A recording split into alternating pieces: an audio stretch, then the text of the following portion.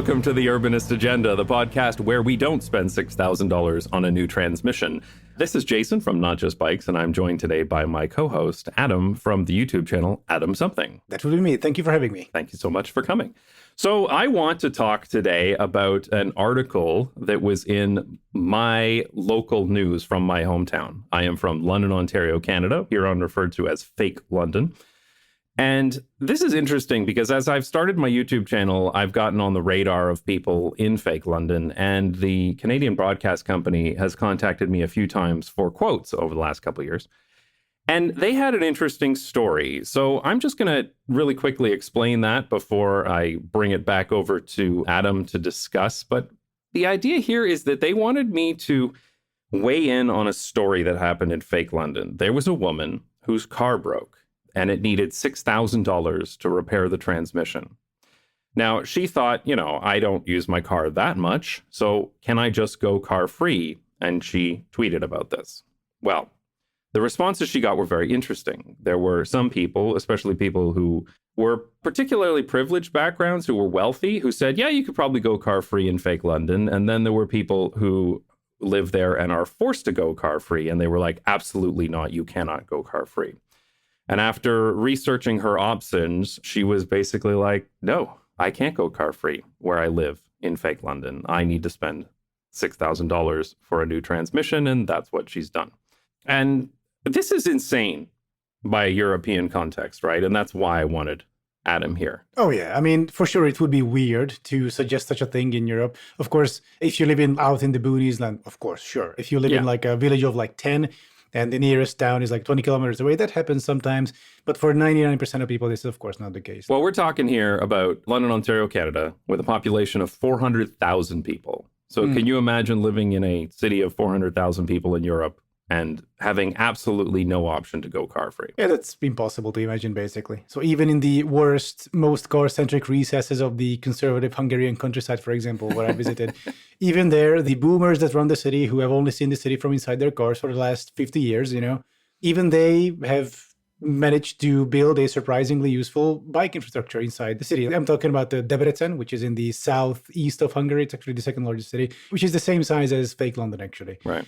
And even there, which is considered this like pro-urban conservative hellscape, which it is, to be fair, but still there is a actually useful separated bike infrastructure. You can get to places and you can go absolutely car-free. So for me to hear in Fake London, it's impossible in a city of 400,000 to go car-free. I mean, it sounds pretty insane to me. Yeah.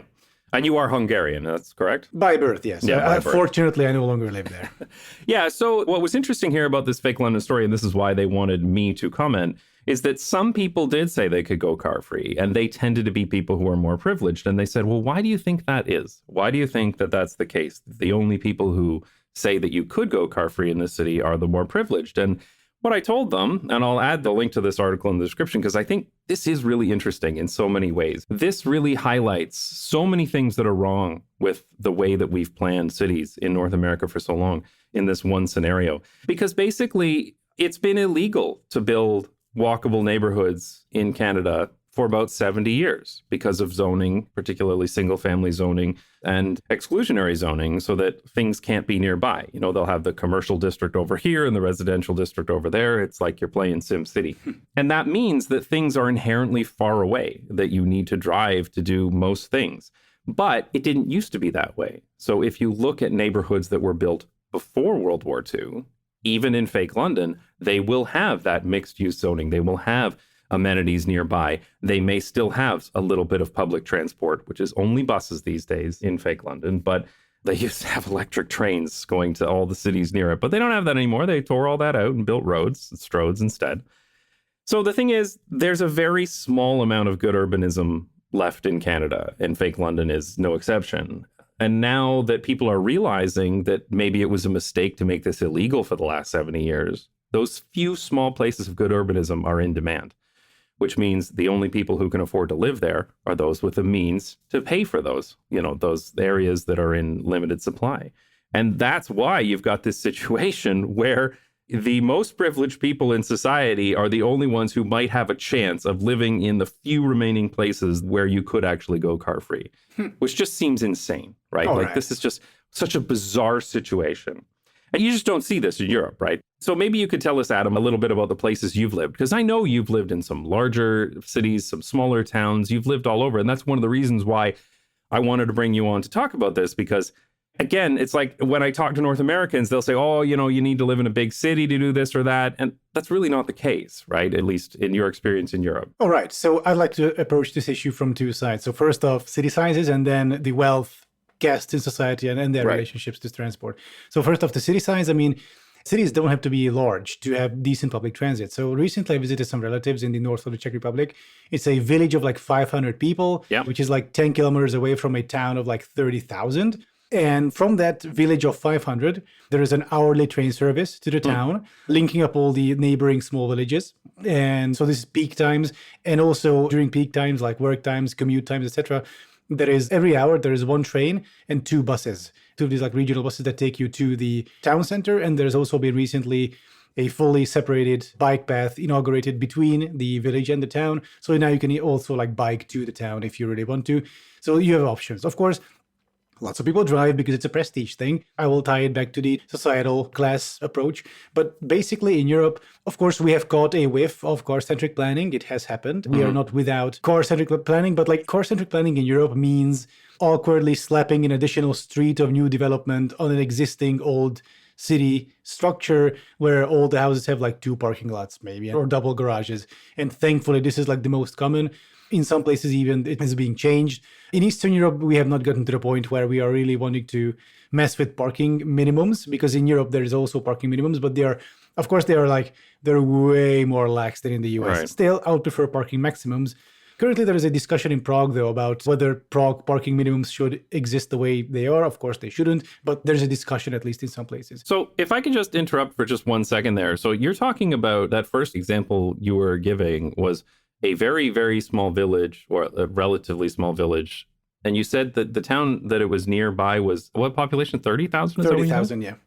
It's a small town, yeah. So I'm looking at a list of cities in Canada sorted by population. And it's just crazy to me to think about that level of public transit to a village near a town that small. Because the town you're talking about of 30,000 people would be considered a small to medium-sized city in Canada based on the way they use the terms town and city.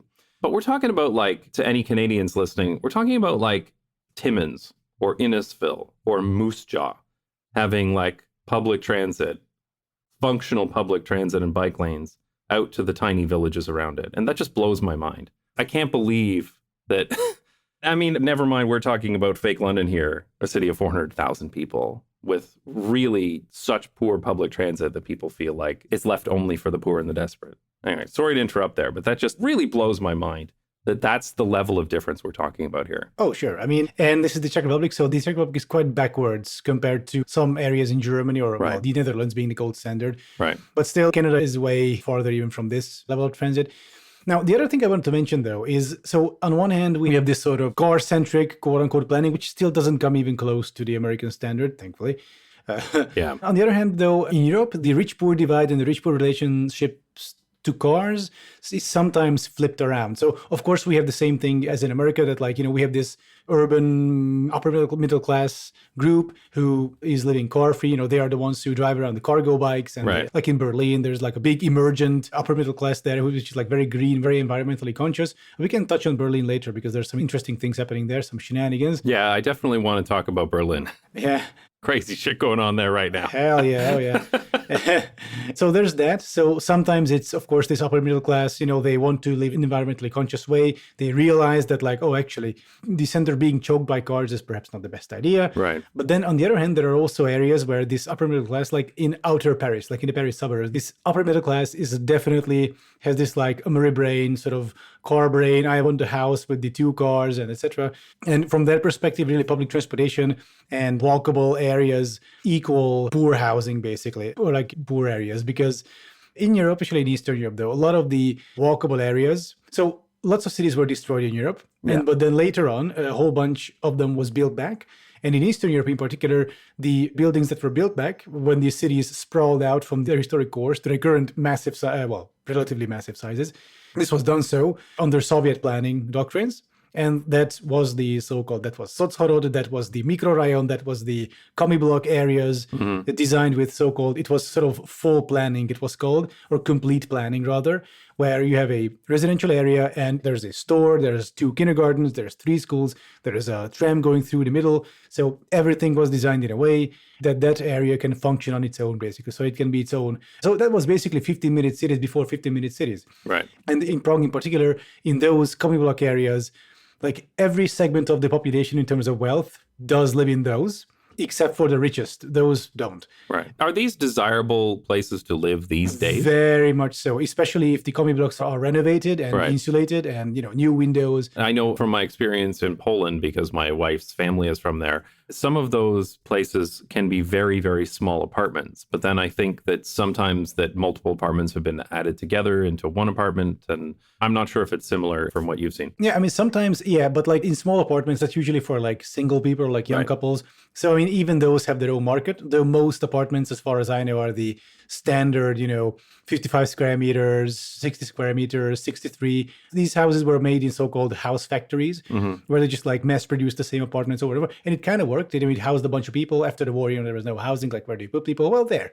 And it was a big leap forward, a civilizational leap for many people who moved in from houses even without plumbing sometimes.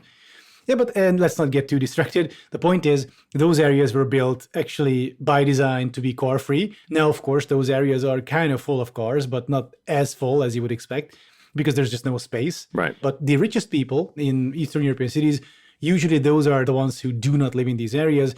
They live out in these like new trendy suburbs, or they form this like little upper middle class, I don't want to say enclave, but like they settle into the very unaffordable city centers where they then ideally live car-free. So there's like this very car-centric and very car-free extremes of the upper middle class and the higher classes in Europe. Right. As opposed to Canada, or in fake London, where it's the rich who get to experience the joys of living like a normal human, and the rest of us, well, It's been a very strange dynamic because Canada is quite different than the US in this regard. And this is one of these things where I don't talk about this too much on the channel. It really starts to branch out and get into the weeds. But America had a lot more of the racial segregation than Canada did. Canada simply didn't have that idea that all the whites moved out to the suburb and all the people who weren't white were stuck in the crumbling cities. That was much less of a thing in Canada. And in fact, you see in many of the suburbs, especially the suburbs of cities like Vancouver and Toronto, where a lot of the suburbia is minorities that live there. When recent immigrants to Canada came in, they would go move to the suburbs. And there wasn't this racial segregation of keeping those people out of the suburbs. So I find that there isn't that racial element. And a lot of that racial element is also the source of some of the big socioeconomics differences, because some of those people would come in. We're talking literally people who have emigrated to Canada from a developing nation. And so they don't come with an awful lot of money. So it's not like they were coming into slums. They were also coming into suburbs. And so I find that in Canada is generally a lot more mixed in terms racially as well as economically. And there are some apartment towers in fake London that are built into the more suburban areas. So you'll have single family homes and you'll have some apartments, nothing in between. There's hardly anything in between. The missing middle is definitely still missing.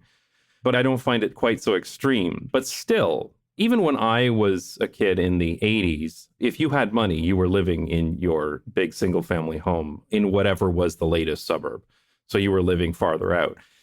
It's a more recent thing that people are starting to recognize the benefits of being able to walk to things and being able to not be chained to your car all the time. And so I think it's a relatively recent thing that some of those wealthier people are starting to move into these older, traditional walkable neighborhoods. Anybody listening from fake London would know, like Wortley Village, for example, which is actually a fairly nice walkable mixed-use area in the middle of London, Ontario, which, now the housing prices are extremely high. And this is a 100-year-old neighborhood because it was built before exclusionary zoning. Right. Yeah, I mean, it's strange how the tables have turned, because I would imagine those mixed-use areas used to be, before gentrification, before the inevitable moving of the higher classes, I would imagine those were just like average, regular, small-town areas with... Yeah, I wouldn't say that they were slums like they were in the United States, but they certainly weren't the desirable areas. They were just sort of just hanging on. But in general, as Strong Towns has taught us, mixed-use walkable areas tend to be a lot more resilient. So even when the wealthy people move out, those places can still be resilient. They have spaces for small businesses. They are the kind of places that will persevere through all sorts of ups and downs. I think the trick now, and this is going to be the really, really, really scary transition that will happen in the United States and Canada, especially in the United States, the idea of suburban poverty. Because in the past, if you were poor and living in a walkable neighborhood, you were poor and you were living in an old building, but you could at least walk to things. You could at least do some things by walking. Maybe you could get an old bicycle. You could get by. If now the cities become desirable and everybody moves in and the poor get moved out to the older suburbs, so not the new suburbs, the shiny and new, but we're talking, let's say, the 1950s ones where those houses are in pretty rough shape, right? Like they have to be renovated, but they were built to be car-centric. They were built without sidewalks. They were built with the intention that everybody there would drive. And if those become the only thing that someone can afford and you're forced to live in those crumbling 1950s, 1960s houses, single family homes in old suburbia, you're screwed. Because not only are you living in a house that needs a lot of work like you would be if you were living in an older neighborhood in the past in the city, but now also you're living somewhere car dependent, which makes that poverty even worse. Oh, yeah. Some serious reason would need to be done. Hopefully, the new iteration of Bernie Sanders will come along and, tell us like, I don't find it fair that the top 10% live in these walkable cities and the poor and the 90% are out in the car-centric suburbs. I don't find this fair. We need public transportation now, state subsidized. Vote for me. What would really help with those suburbs is to change the zoning, to do things like allowing people to, for instance, start a business in their garage, right? Oh, yeah. To be able to to have a restaurant there. Oh, yeah. Or just linking streets. Maybe like if the leadership is terminally sort of neoliberal, then we could tell them, hey, how about some upzoning, some hyper real estate investment, capitalism 2.0, etc. So once you lay out the city, once you lay out the zoning plan, and then let's say you let developers loose on the problem. That's a nice sounding phrase. That sounds pretty good for the neoliberals. Oh, yeah, sure. So just let's let the real estate market decide, and let's let the markets take care of our city. And, and then just let developers work with a proper zoning plan. That I think actually could make things better. Yeah. So this is that stark difference between Canada and the situation in Europe. But as we've seen, there have been some moves in Europe to go to a more car-centric model, which is kind of crazy to me, to be honest, because you can look at what's happened in the United States and it's pretty obvious how bad the situation has become. But there's still people in Europe that are pushing for this. I don't know what their motivations are, but tell me some examples that you've seen of sort of this new car-centric push that's been happening lately. So the main problem in Europe currently is that cars are now a culture war. Yeah, I've seen it too. And the first example I'm going to bring up is Berlin. In Germany, they'd say they are the old sort of traditional conservative party, right-wing, not far-right, but traditional right, Christian right. They have embraced this culture war rhetoric in hopes of attracting the more radical voters, like from the AfD, which is the far right, the German far right, which is now the second strongest party in Germany. So hooray. So the CDU is actually now ratcheting up this reactionary rhetoric, but in hopes of drawing in more support from the right. But of course, this is a brief aside to set the stage. I'm going to explain this. But instead of gaining more voters, they're actually losing voters, because what they're doing is they are radicalizing the discourse in Germany towards the right. And then people who get radicalized, they of course go and vote for the actual far right and not for the conservatives, because, hey, just gotta vote for a real deal. And so in this environment, where the right wing is getting also more far right, just like in the US. I don't know about the situation in Canada, but I would imagine perhaps there are some similar undercurrents there. Now, cars and walkability and bikes have been caught up in the crossfire. So now, for a far right person, if you use a cargo bike, if you bike around the city, if you buy vegetarian stuff or vegan stuff or like oat milk or something like that, you're part of the brainwashed globo homo, George Soros, degenerate, etc., mind virus, the woke virus got to you. Also, transportation is now part of this idiotic conspiracy train. So the CDU recently came to power in Berlin. So now they will give the mayor for the city, and their transit commissioner is also from the CDU, which is once again the German Conservative Party. Right.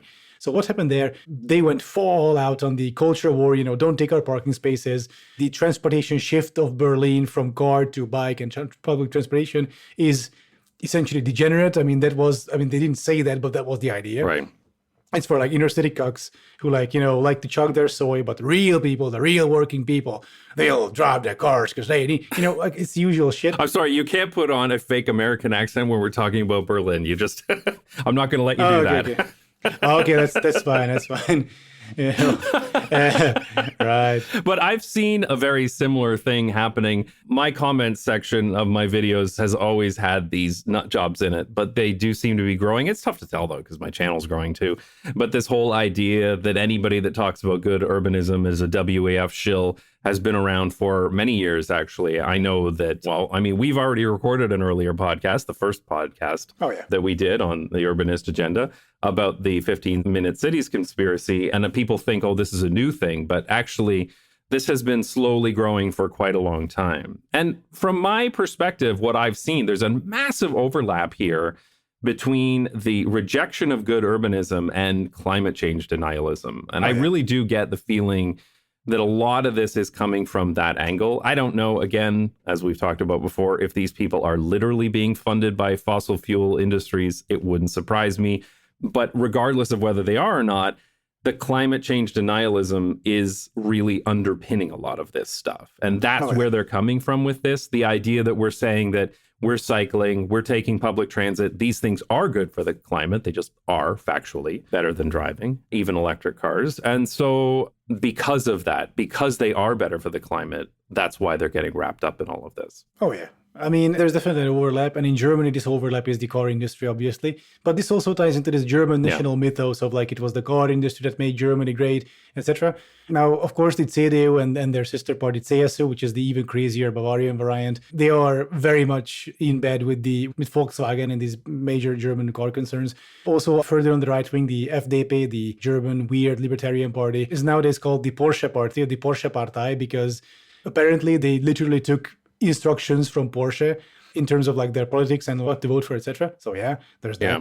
I mean, I'm seeing that in Germany a lot. The anti-urbanist politicians are really, really close to the car industry. And I think that car industry in Germany is driving a lot of that. And here in the Netherlands, we don't have a car industry, but I do find that a lot of the politicians who are pushing back against good urbanism and pushing for more car infrastructure are awfully friendly with Shell, which is a Dutch company. Oh, yeah. I mean, go figure. Right. Wow, I'm shocked. I cannot believe it. Anyway, but jokes aside, so in Germany, same situation. So car industry, oil industry is also in this. And as soon as a good indication is recently the shenanigans that went down in Berlin, where the CDU came to power. Now they gave the transit commissioner for the city, that woman is, if you look at her, she's just your average like lizard. The way I phrased it in a community post is that she's a pantsuit stuffed full of auto industry lobbying money, which is, it's just these like, milquetoast politicians. So the male variant in Germany is the piece of ham wrapped in a suit. And the female variety is just this like, wads of cash in a pantsuit with like Volkswagen written on each wad. This is what we're dealing with in Berlin currently. And the first measure of this person who came to power, the transit commissioner, was to, first off, she canceled a bike lane, which cost a couple of years ago 280,000 euros to set up because it canceled some parking spaces. Yeah. And she also said that like if a bike lane to be built is going to eliminate even one parking space, then that bike lane is not happening. Yeah. And then she went on to halt all bike lane projects in Berlin to review them if they make sense, which obviously would mean a major culling of bike projects and basically even reverting to car centrism.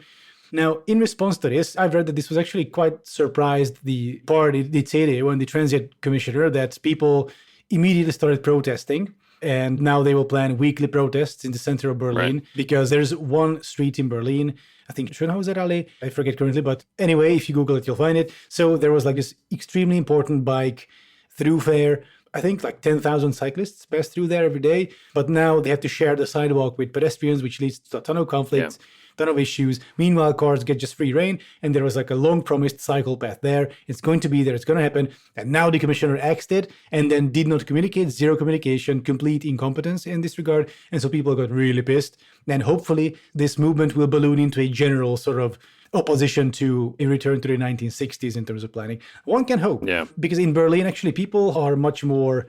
So in contrast to Prague, the infrastructure in Berlin that was built is actually useful and it got popular and it's not dangerous and people actually do use it, a lot of people. And so it is very much doubtful that there is viable political capital behind car centrism in Berlin. Yeah.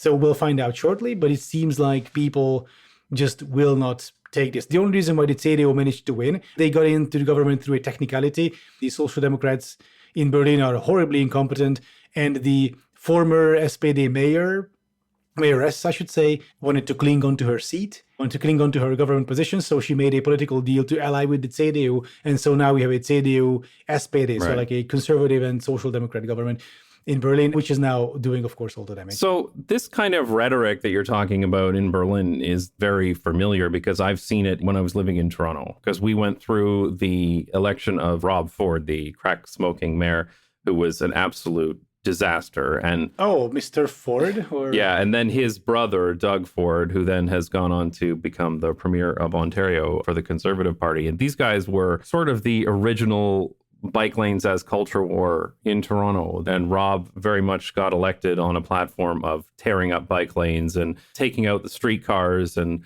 putting more space back for cars. And he did get elected on that. And then his brother ran on the same platform, but just barely lost out to a more, I guess, traditional fiscal conservative. But I think what's interesting, actually, in Toronto, they just had an election because the Conservative mayor had a sex scandal and actually stepped down, which is shocking. Wow. If listeners are interested, the last podcast, I guess a few ago, with RM Transit about Toronto needs a new mayor, we talked about this. But long story short, they actually elected a socialist politician, Olivia Chow, to Toronto, which is fantastic news. But what I thought was most interesting, there were two candidates running on this very culture war, get rid of the bike lanes platform. When you went to their website and it was along the top, there were like the 5 things that you could click on. One of them, in both cases, was about removing bike lanes. Like it was that much of a core pillar of their platform.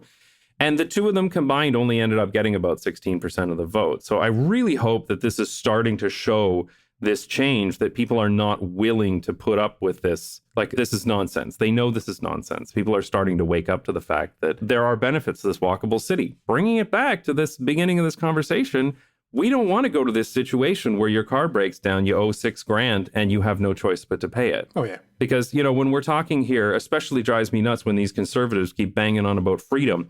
Is that freedom? Is that freedom to have your car break and you're forced to pay $6,000 and you have no choice? So it doesn't sound like freedom to me. That sounds like chains. I mean, it's a car industry paywall, basically, between you and living your life, which is unfortunate. I'm actually very glad that the anti-bike and anti-pedestrian pro-car platform is getting less and less popular. Thankfully, this is mostly due to the fact that more and more people are trying it, more and more people are exposed to this, and they see that, oh, wait, that's actually pretty good. So, you know, why would I not want to have this? And then some people scream about like eliminating all this and taking us back to the past. Well, this, hopefully, and thankfully in some places, this is just a no-go, it seems. And that's great. I mean, once the Overton window shifts in transit politics, that's all we need, right? Now, a peculiar situation, though, I want to bring up a strange example is Prague in the Czech Republic. Yeah, I wanted you to talk about Prague. This is interesting, I think. And you have direct experience with this, right? Oh, yeah. I used to live in Prague, yeah.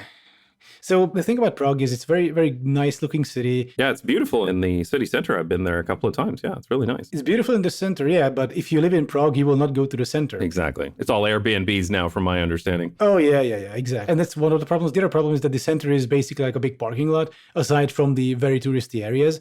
So Prague has per capita twice as many cars as Vienna, a city of comparable size and comparable structure. The whole city is just overrun by cars, right?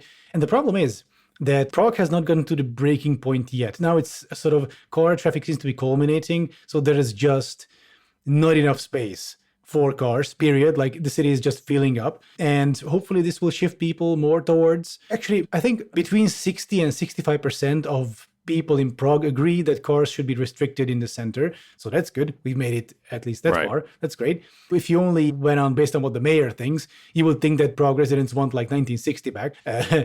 But the mayor of Prague it's a weird outlier because the current Prague leadership does not represent at all what the people want, really. They're very car-centric. And the problem is in Prague. This is what I want to get, basically. The problem in Prague, as opposed to places like Berlin or Toronto even. Berlin and Toronto have actually some nice bike lane projects, the way I've heard. Berlin definitely, Toronto, I've read some articles. So those projects are actually very nice. They're very useful. They're safe. They're nice to use. Now in Prague, because of this more underlying sort of anti-bike and pro-car attitude, the infrastructure that could be built out, I mean, it's there, it's usable, but it's shit because it's dangerous, it's not separated, and drivers just ignore it and they'll just pull into you to park on the bike lane and just ignore you. And then if they run you over, they run you over. That's it.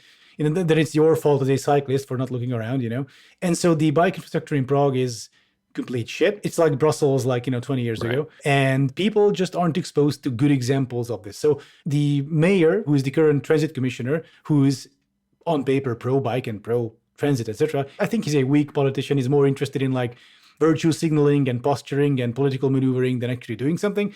What he should do is have a 500-meter long street section or something, which people actually frequent. So not out in the boonies, but somewhere in the center. And then have it done to the T on the level of quality as something you would see in Amsterdam or something. Basically a street which will represent the peak bike-friendly and peak car-free infrastructure. And then people could see that, oh, well, this is so cool. So why don't we have more? And so this is what would generate political capital behind pro-cycling and pro-pedestrian, etc. development. But this doesn't happen in Prague because the infrastructure is, it's complete shit. It's dangerous. And, actually, one of my friends wanted a bike from me because I have multiple bikes. So I was like, hey, I can bring you a bike. There's one I don't need. And I was like, hey, are we going to bike around in Prague? And they were like, what? No. Do I look suicidal to you? No, fuck no. So people are exposed to this bad bike infrastructure, which was built out even in places where there is a 70 or 90 kilometers per hour. I think it's 70, it's arterial road, 4 lanes, 70 on it. But there are 2 bike lanes on the side, not separated. Right. So cars and trucks just zoom past next to you. No one bikes that. It's dangerous. And then conservatives and demagogues get to point at those and see, haha, look. Nobody's using them, right? Yeah, they call them cyclo-fascists, actually, the pro-cycling advocates, green terrorists, stuff like that. And they say, aha, these degenerate cyclo-fascists, they built this goddamn bike lane here. That's why we have traffic jams, and no one's even using them. So let's erase some bike lanes. Let's erase these bike lanes because they're pointless, No one seriously will bike in Prague. Do you think that people, the average person in Prague, is waking up to this a little bit? Because I was very encouraged by what I saw in Toronto with the results of the election, that the normies are starting to get it, that this whole rhetoric of oh, the bike lanes are causing their traffic. I think people are kind of saying, we've had traffic for decades. Yeah. Even before there were bike lanes. Really? Yeah. Are people starting to wisen up to this? Yeah, in Prague, this is actually starting. Funny thing is, Prague is one of the least progressive cities in terms of biking in the Czech Republic. So in the Czech Republic, it's kind of flipped around that Prague, usually what you find is that in big cities, they are the most tolerant, right. They are the most progressive, they're the most bike friendly. Prague is the most racist place against Roma and Jews in the whole Czech Republic. The countryside, smaller cities, they are much more progressive in this regard. And while other cities are narrowing streets, they are putting up bike paths, they are making the cities more livable, Prague is just yeah, well, we should have more parking garages or something. Of course, Prague is, oh my God, I don't want to get into the complexities of the subject. I'll just say this. Prague is a borderline non-functional city. Prague is not even one city. It's just a collection of cities melded together, each city being one district. The city of Prague has more city halls than New York City. It has 59 city halls, 59 different leaderships, extremely fragmented. It's so devolved and so decentralized that it's bordering on non-functional. So it's very, very hard to put anything through. But on the other hand, if one city district gets a good leadership, right. Then you can immediately see oh, actually, there's good ideas. They are turning, streets in front of schools car-free. They are planting more trees instead of parking spaces. But anyway, what I wanted to say is, one funny thing I saw that the Conservative Party, which gave the Prague mayor and which usually hosts the most vehemently pro-car people, that only happens in Prague. The conservatives in Prague are crazy, but it's of the people from the same party in the Czech countryside. I've seen one of the mayors, I think, in the city of Jihlava. That dude wrote post himself to the City Hall's website where he was debate broing the car, the driver is hey, let me tell you, look, I know that you find it stupid that we're narrowing the fucking road, but we have to do it because it's safer, okay? And we have to have bike lanes and shut the fuck up. And, this is what we're going to do. So on the one hand, you have these people living in the 60s, and the other hand, from the same Conservative Party. On the other hand, supposedly conservatives debate broing, drivers about the need for bike-friendly infrastructure. So Czech Republic, weird place. So Prague does have decent public transit though, right? Prague has a world-class public transit. 99% of people in Prague could go car-free, 100%. I never even needed a car when I lived in Prague. I worked in the center. I lived out on the fringes in the Komi block area. Unless you do something very specific, you do not need a car in Prague. And yet, lots of people use their cars and lots of people go by car. which is purely a luxury. There's these giant P+R parking lots at the edges of town, at metro stations. You could put down your car, you could go into the center, but why would you put down your car if you can just go into the center? In Prague, parking enforcement is so weak that it's basically free parking.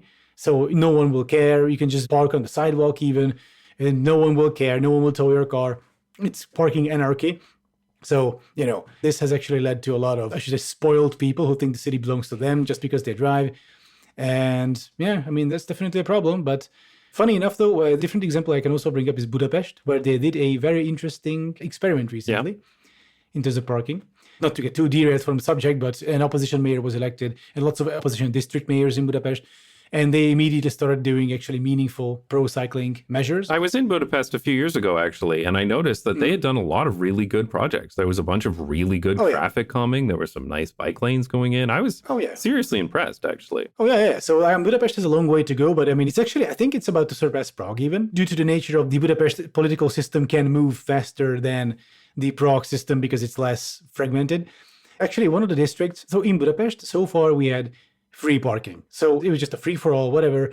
In some places, sure, there was paid parking, but otherwise, for residents had to pay nothing. And sometimes the local leaderships would distribute out, parking permits as if they were gifts, of course, for people to vote for them. So like one household could get like 2 or 3 permits free tied to licenses. And so one district said, okay, we're going to have people pay for parking licenses. I think the price was something like $70 per year. And this $70 per year parking fee caused 1,400 cars to just disappear from the district, like without a trace, because even that small amount just caused people to just reconsider having their car there. Well, it's interesting because Hungary actually has one of the lowest levels of car ownership rates in the entire European Union. And they also tend to have the oldest of the cars. So they have the absolute lowest new car rate. I mean, that's probably due to a history of not being able to afford cars, right? Yeah. And holding on to old cars for a very long time. But I think that's an interesting opportunity for Hungary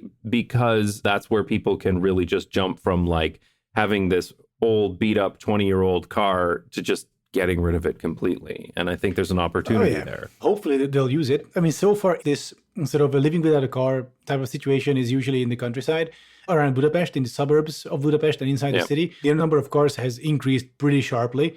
That's the place where like everyone wants to commute from the suburbs by car. So it's actually good that they're doing calming measures. Recently, the chain bridge, it was decided that the chain bridge will have no car traffic, no private car traffic. It'll all be buses and bikes, which of course Fidesz and Viktor Orban, etc., like far-right party, what can you do? They of course turned it into a culture war issue. They started talking about the war on cars, right? And the motorist persecution, stuff like that. But like in Budapest, even there, like most people agree with these calming measures. So there is definitely a shift, even in Eastern Europe. Eastern Europe, I think, will be the last one to really shift over to this way of thinking. But the fact that even they do, I think that gives us cause for hope. Yeah, but I think the one benefit Eastern Europe has is, in general, much lower levels of car ownership than some of the wealthier countries in Europe. So maybe it is possible if public transit is brought up to spec, it's properly invested in. And if there are cycle lanes that are actually safe, people who currently have no car may look at this and say, I don't need to buy one of these shiny, expensive new cars if this is good enough for me. And this is really the trick, right? I mean, what we're trying to avoid here, we don't want these people being stuck in the situation where they have to pay $6,000 for their new transmission. Yeah. Oh, yeah. I mean, going car-free in Eastern Europe, you don't need to bring these systems up to par because they're already on par. Yeah. So in Eastern Europe, in Budapest, Prague, etc., even Bucharest, systems are good. You can absolutely rely on them. They are better than anything you find in America, even New York City. The only thing I find is that the rolling stock does tend to be quite old at times, but that's just a case of modernization. And I think the EU can fund those sort of improvements too. Oh, yeah. I mean, it's harder and harder to find sort of genuinely old, old rolling stock in Europe. Yeah. But like from the perspective of the passenger, the only thing that counts really is, does the thing have low floor or not? Maybe AC. Yeah. So if AC, low floor, these are there. Like there are buses in Budapest that are like 25 years old, which are nonetheless fitted with like AC and low floor, etc. So I don't think at this point it's a question of age. It's a question of like technical equipment. And even on that front, I think generally speaking, Of course, places vary, results vary, but like generally speaking, I would say even Eastern Europe is doing pretty well. So going car free is absolutely possible, even in Eastern Europe, despite the fact that some people don't want to, because in some heads, particularly like the older generation or younger people who think like boomers, they still think that like the car is a prestige because of course back then you couldn't get a car, you had to wait for like years. It's actually pretty funny that it harkens back to the Fake London article that back then when you got a car in the glorious Soviet times, you waited years for your car to be distributed to you after paying the down payment, etc. And you got the car on paper, everything is there. In reality, you had to shell out more money additionally at a friendly mechanic whom you knew and trusted so that they can fix and replace all the things that was stolen out of the car in the factory. So that's how things worked back then. Yeah, I mean, cars are still a luxury object, and I see that all the time in the Netherlands. We know families who are car-free and use car share like us. We also know lots and lots of people who own cars. But it's funny that even the people we know who own cars don't use them very much. They tend to sit there in front of their house for very long periods of time, and then they'll use them to go on a drive on vacation to France or something like that. And I'll say to them, well, why don't you just rent a car when you need to drive to France? And they'll be like, nah, I like having our own car. So it really is one of these luxury items. And I think, it's not like we all got rid of wristwatches when we got clocks on our phones, right? Like people still wear watches. In fact, people wear $20,000 watches sometimes if they want to show off. And I think it's the same thing with the car, that one of these things where you're like, if you have a parking spot and you can buy it and you have the money, why the hell not? Why wouldn't you, right? Oh, yeah. Yeah, so like I think we should like dispel the notion that like we're like absolutely anti-car or that radical. No, I mean, look, if you want to own a car and you have a place to put it and you don't impede other people, if you don't take up other people's public space, then yeah, feel free to have a car. Yeah. That's fine. In the same way, if you want to live in a single family home, as long as you don't commute by car every day, as long as you can walk to places, cycle to places, as long as you put some solar panels on your house, so it's like an active house, so it's not like a huge drain in energy and you're not like a net CO2 source. As long as traffic-wise and energy-wise, you're okay.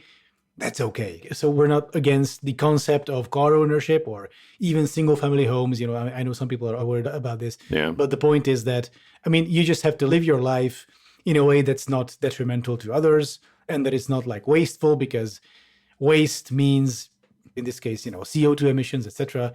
And, we share the same atmosphere and we share the same climate. So it would be nice if you didn't. But otherwise, if you don't do this, hey, have fun with your car, have fun with your single family home. Well, I mean, that's the trick, right? That's what this is all about. I've said this in so many different videos. It's not cars that are the problem, it's car dependency. Yeah. But at the same time, we need to make sure that we give people options. And I think that's probably as good a place as any to end this conversation on, because I know we could talk about this forever. I know we could. Don't get me started. But ultimately, the trick is car dependency, which is what we have. Tying it back again to this original article, that's what we have in Fake London. When you're in this situation where you have a car that you don't use that often, but you have to own it because you just literally can't feed yourself, can't get a job. That's not freedom. And we need to strike this balance. And we need to make sure that these people don't regress Europe in this way.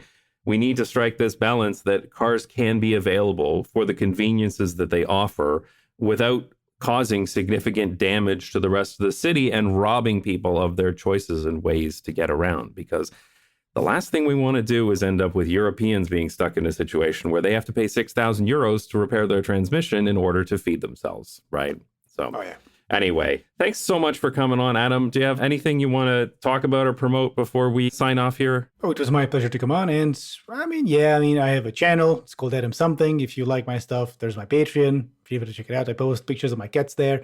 And that would be all for me, really. All right. Thanks so much for coming, Adam. My pleasure.